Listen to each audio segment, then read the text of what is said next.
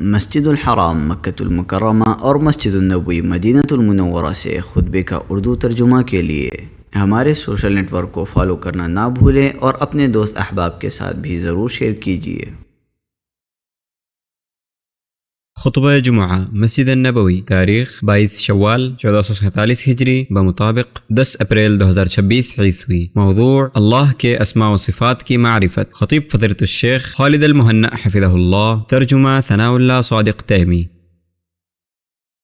تمام تعریف اللہ کے لیے ہے، وہ یکتا اور بے نیاز ہے۔ اس نے نہ کسی کو جنا اور نہ وہ جنا گیا ہے، اور نہ ہی کوئی اس کا ہمسر ہے۔ اسی کی بادشاہت ہے اور اسی کے لیے تمام تعریفیں ہیں۔ وہ ہر چیز پر قادر ہے، پیدا کرنا اور حکم دینا اسی کا کام ہے، نفع اور نقصان اسی کے ہاتھ میں ہے۔ اس کے ہم مثل کوئی چیز نہیں، اور وہ سننے والا دیکھنے والا ہے۔ اور کامل و مکمل ترین درود و سلام ہو ہمارے نبی اور سردار محمد پر، جو بشارت دینے والے، ڈرانے والے اور روشن چراغ ہیں۔ اما بعد، اللہ کے بندو، اللہ کا تقوی اختیار کرو اور اس سے ڈرو اور اس کا خوف رکھو، اور اللہ اور اس کے رسول کی اطاعت کرو تاکہ تم کامیاب ہو جاؤ۔ اللہ تعالیٰ کا فرمان ہے، اور جو شخص اللہ اور اس کے رسول کی اطاعت کرے گا اور اللہ سے ڈرے گا اور اس کا خوف رکھے گا تو ایسے ہی لوگ کامیاب ہیں۔ مسلمانوں، بے شک انسان کو اس طرح پیدا کیا گیا ہے کہ وہ اچھی زندگی کا خواہش مند، سکون کا طلبگار اور خوشی کا متلاشی رہتا ہے، اور یہ اسے اس وقت حاصل ہوتا ہے جب وہ اپنے رب کا ایسا بندہ بن جائے جس کی عبادت میں اللہ کی کامل محبت، اس کے سامنے عاجزی اور اس کے حکم کی فرما برداری اکٹھا ہو، تاکہ جن و انس کی تخلیق کے پیچھے اللہ کا مقصد پورا ہو جائے، جیسا کہ اس کا فرمان ہے، اور میں نے جنوں اور انسانوں کو صرف اسی لیے پیدا کیا کہ وہ میری عبادت کریں۔ پھر بندہ اس وقت تک عبادت گزار نہیں ہو سکتا جب تک وہ اپنے رب کو نہ پہچان لے۔ چنانچہ جو شخص اپنے رب کو جتنا زیادہ پہچانتا ہے وہ اس کا اتنا ہی زیادہ عبادت گزار بن جاتا ہے۔ اسی کے لیے اللہ نے رسول بھیجے اور ان پر کتابیں نازل فرمائیں تاکہ مخلوق کو ان کے رب اور مالک کی پہچان کرائی جا سکے، وہ پہچان جو تمام پہچانوں سے افضل، بلند ترین، سب سے زیادہ معزز اور اعلیٰ ہے، اور اس میں کوئی شک نہیں کہ اللہ تعالیٰ کی معرفت اسلام کی بنیاد اور ایمان کا ستون ہے، اور اس معرفت کا سب سے بڑا دروازہ اللہ کے اسماء و صفات اور افعال کی پہچان ہے۔ یہ ایسا دروازہ ہے جو داخل ہونے والے بندے کو اپنے مالک کی محبت، اس کی تعظیم اور اس کے سامنے عاجزی تک لے جاتا ہے، اور بندہ اپنے رب کی معرفت میں جتنا آگے بڑھتا ہے اپنے رب کے لیے اس کی محبت بھی اتنی ہی زیادہ ہوتی ہے، اور اللہ سے سب سے زیادہ محبت رکھنے والے بندے وہ ہیں جو اس کے اسماء حسنی اور اعلیٰ صفات کو سب سے زیادہ جانتے ہیں۔ اسی لیے اللہ کے رسولوں کو سب سے زیادہ اللہ کی محبت حاصل تھی، اور ان میں سب سے دونوں خلیل علیہما السلام سب سے زیادہ اللہ سے محبت کرنے والے تھے۔ اللہ کے بندو، اللہ جل شانہ کی معرفت سے نفوس کامل اور پاکیزہ ہوتے ہیں، روحیں لطف اندوز اور بہرور ہوتی ہیں اور بلند ہوتی ہیں، اور اس کی معرفت سے بندہ احسان کے مقام تک پہنچ جاتا ہے۔ چنانچہ وہ اپنے مالک کی عبادت اس طرح کرتا ہے گویا وہ اسے دیکھ رہا ہے۔ اللہ تعالیٰ نے اپنے بندوں کو اپنی معرفت ان چیزوں کے ذریعے کرائی ہے جو کچھ اس نے اپنی محکم کتاب میں اپنی مقدس ذات کے بارے میں بتایا، جو کچھ اس کے رسول صلی اللہ علیہ وسلم نے اللہ کے اسماء و صفات اور افعال کے بارے میں بتایا، اور جو کچھ اس نے آسمانوں اور زمین میں پیدا کیا، اور جو کچھ اس نے ان دونوں میں عظیم اور حیرت انگیز قدرتی نشانیاں رکھی ہیں۔ اسی طرح اپنے ظاہری و باطنی مکمل انعامات کے ذریعے بھی اللہ نے اپنے بندوں کو اپنی معرفت کرائی ہے۔ یہ سب اس بات کی دلیل ہے کہ اللہ کے لیے سب سے اچھے اور پیارے نام ہیں، اس کے لیے کامل اور اعلیٰ صفات ہیں، اور ایسے افعال ہیں جو رحمت، مصلحت، حکمت اور عدل میں انتہا کو پہنچے ہوئے ہیں، جن کی وجہ سے وہ اس بات کا مستحق ہے کہ آخرت اور دنیا میں اس کی حمد کی جائے، زمین اور بلند آسمانوں میں اس کی تعریف کی جائے، ایسی حمد و ثنا جو اس کی کامل محبت کو واجب کرتی ہو، کیونکہ وہ ذکر کا سب سے زیادہ مستحق ہے، حمد کا سب سے زیادہ حقدار ہے، اور عبادت کے لیے سب سے زیادہ لائق ہے۔ وہ جو اپنی مقدس ذات کے بارے میں فرماتا ہے اور آسمانوں اور زمین میں اس کی شان بہت بلند ہے، یعنی وہ اپنی ذات اور اپنے اسماء و صفات میں عظیم ترین کمال پر ہے۔ اللہ جل شانہ نے اپنے بندوں کو اپنی بلند ذات کی معرفت کراتے ہوئے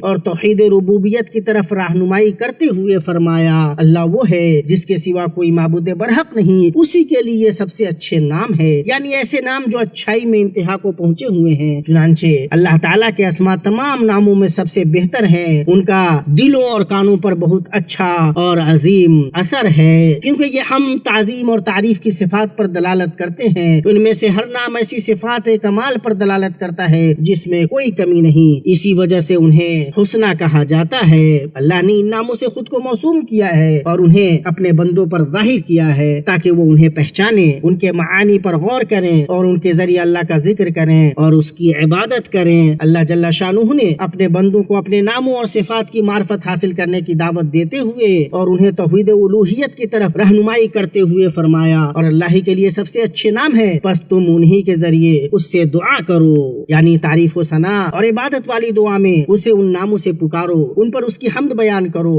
ان کے ذریعے اس کا ذکر کرو اور اس کی ثنا کرو، اور طلب والی دعا میں ان ناموں کا ذکر کر کے اپنی حاجتوں کی تکمیل کرو اور ان کے ذریعے اللہ سے اس کے فضل کا سوال کرو۔ مسلمانوں، اللہ کے اسماء حسنہ بہت زیادہ ہیں، اللہ کے سوا کوئی ان کی تعداد کو نہیں جانتا، جیسا کہ رسول اللہ صلی اللہ علیہ وسلم کے اس فرمان سے ثابت ہے، میں تجھ سے تیرے ہر اس نام کے وسیلے سے سوال کرتا ہوں جس سے تو نے خود کو موسوم کیا ہے، یا جسے تو نے اپنی کتاب میں نازل کیا ہے، یا جو تو نے اپنے علم غیب میں اپنے پاس محفوظ رکھا ہے، اور حق تعالیٰ نے اپنے بندوں کو اپنے بعض ناموں کی معرفت عطا کی ہے، اور جو ان ناموں کے ذریعے ان کی عبادت کرے اس کے لیے جنت کو اس کی جزا قرار دی ہے، جیسا کہ آپ صلی اللہ تعالیٰ علیہ وسلم کا فرمان ہے، بشک اللہ کے 99 ایسے نام ہیں، یعنی 100 میں سے ایک کم کہ جو کوئی انہیں شمار کرے گا وہ جنت میں داخل ہوگا۔ یہ 99 نام اللہ جل جلالہ کے مشہور ترین نام ہے اور ان معنی سب سے زیادہ واضح اور ظاہر ہیں۔ ان کا شمار کرنا یہ ہے کہ ان کے الفاظ کا احاطہ کیا جائے، ان کے معانی کو سمجھا جائے اور ان کے تقاضوں کے مطابق اللہ کی عبادت کی جائے، یعنی اللہ کی تعظیم و تقدیس کی جائے، اس کے حکم پر عمل کیا جائے اور ان ناموں کے ذریعے اس سے دعا کی جائے۔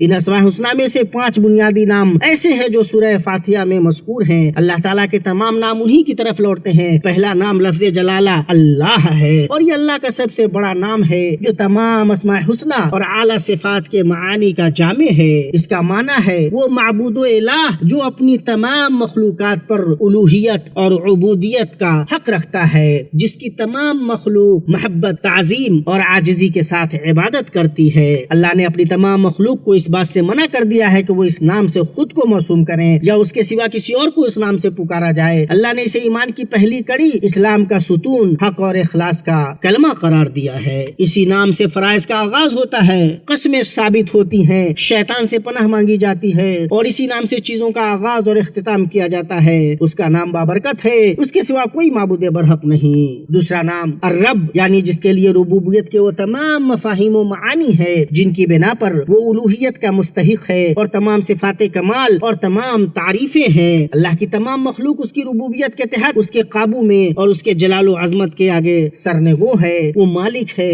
کامل تدبیر کرنے والا ہے، اپنے بندوں کی طرح طرح کی نعمتوں اور احسانات میں پرورش کرنے والا ہے اور اپنے اولیاء اور برگزیدہ بندوں کو ان کے دلوں، روحوں اور اخلاق کی اصلاح کے ذریعے تربیت کرنے والا ہے۔ تیسرا اور چوتھا نام ہے الرحمن الرحیم، جس کی رحمت عام ہے، جو رحمت تمام مخلوقات کی روزی زندگی کے اسباب اور مفادات کو شامل ہے۔ اسی رحمت سے وہ ان کے معاملات کی تدبیر کرتا ہے، انہیں نفع بخش علم دیتا ہے۔ اس نے اپنی اسی رحمت سے ان کی طرف رسول بھیجے اور اسی رحمت سے ان کے لیے شریعتیں مقرر کی، جیسا کہ ارشاد ہے، رحمان نے قرآن سکھایا، انسان کو پیدا کیا، اسے بولنا سکھایا۔ اللہ نے اسلام کو اپنے سب سے بڑے نام کے برابر رکھا ہے، جیسا کہ اس کا فرمان ہے، کہہ دو کہ تم اللہ کو پکارو یا رحمان کو پکارو، جس نام سے بھی پکارو سب اچھے نام اس کے ہیں۔ اللہ نے اسلام کو اپنی ذات کے ساتھ مختص کیا ہے اور اپنے بندوں پر اس نام کو رکھنے کو حرام قرار دیا ہے، اور وہ رحیم ہے جو دنیا اور آخرت میں مومنین اور اپنے متقی اولیاء کے ساتھ خاص رحمت والا ہے، جیسا کہ وہ فرماتا ہے، اور وہ مومنین پر بہت مہربان ہے۔ اسی رحمت سے اس نے انہیں اپنی عبادت کی ہدایت دی اور اپنی اطاعت کے لیے خاص کیا، اور اسی رحمت سے انہیں اس جنت میں داخل کرے گا جس کو اس کی رحمت ہی ہے، جیسا کہ اس کا فرمان ہے، اور سفید چہرے والے اللہ تعالیٰ کی رحمت میں داخل ہوں گے اور اس میں ہمیشہ رہیں گے۔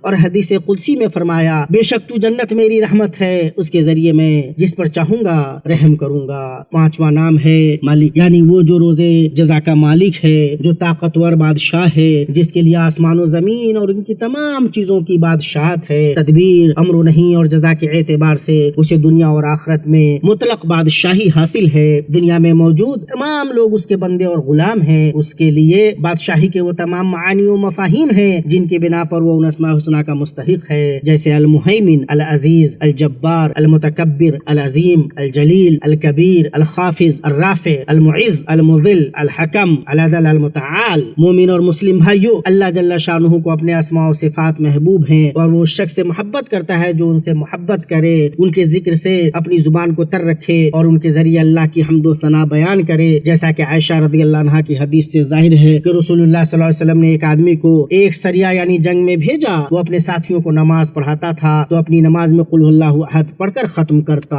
جب وہ لوگ واپس آئے تو انہوں نے نبی صلی اللہ علیہ وسلم سے اس کا تذکرہ کیا تو آپ صلی اللہ علیہ وسلم نے فرمایا اس سے پوچھو کہ وہ ایسا کیوں کرتا ہے۔ لوگوں نے اس سے پوچھا تو اس نے کہا کیونکہ یہ سورہ رحمان کی صفت ہے اور میں اسے پڑھنا پسند کرتا ہوں۔ آپ صلی اللہ علیہ وسلم نے فرمایا اسے بتا دو کہ اللہ اس سے محبت کرتا ہے۔ بخاری و مسلم۔ اللہ تعالیٰ مجھے اور آپ سب کو اپنی روشن کتاب کے طریقے اور اپنے امانت دار نبی کی سنت سے نفع پہنچائے۔ میں اپنی یہ بات کہتا ہوں اور اپنے لیے اور آپ سب کے لیے اللہ سے مغفرت طلب کرتا ہوں۔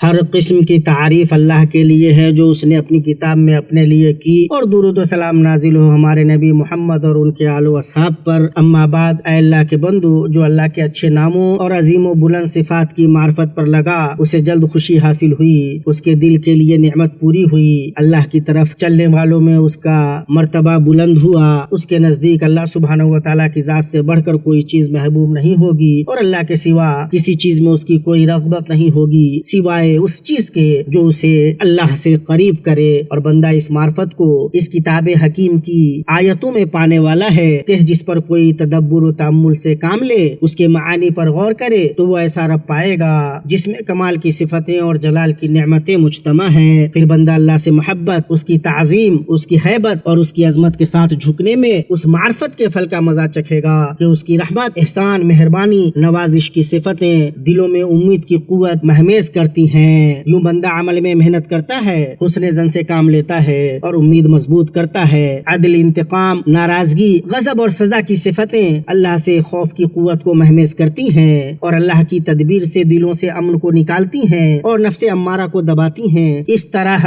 شہوت و غضب کی قوت، لہو و لعب اور محرمات انجام دینے کی حرص کم پڑتی ہے۔ امر و نہی، رسولوں کا بھیجنا اور کتابوں کا نازل کرنا، یہ صفتیں حکم کی بجاوری، نہیں سے اجتناب، حق کی باہم وصیت اور اخبار کی تصدیق کی قوت کو مہمیز کرتی ہیں، اور علم، سننے، دیکھنے، نگرانی کرنے، احاطہ کرنے اور شہادت کی صفتیں اللہ کے لیے اخلاص، اللہ سے ڈر و خوف کی قوت کو مہمیز کرتی ہیں، اور رزق، کفایت، کافی ہونا، حفظ، نصرت اور ولایت کی صفتیں اللہ کے لیے محبت، اس پر اعتماد، اس پر توکل اور اس سے حسن ظن کا باعث ہوتی ہیں، اور غلبہ و کبریا کی صفتیں اللہ کے سامنے جھکنے، اس کی عظمت کے سامنے پست ہونے، اس کی عزت کے آگے منکسر ہونے، اس کی بڑائی کے آگے جھکنے اور دل و جوارح کا اس کے لیے خشوع اختیار کرنے کا باعث ہوتی ہیں۔ اے اللہ، ہم تجھ سے تیرے اچھے اچھے ناموں اور صفات کے واسطے سے تیری معرفت کی نعمت مانگتے ہیں، تجھ سے وابستہ ہونے پر آنکھوں کی ٹھنڈک مانگتے ہیں، تیرے فضل و رحمت سے تیرے وجہ کریم کو دیکھنے کی لذت اور تجھ سے ملنے کا شوق طلب کرتے ہیں۔ مسلمانوں، سب سے افضل چیز جس سے تم اس مبارک دن اپنے رب کا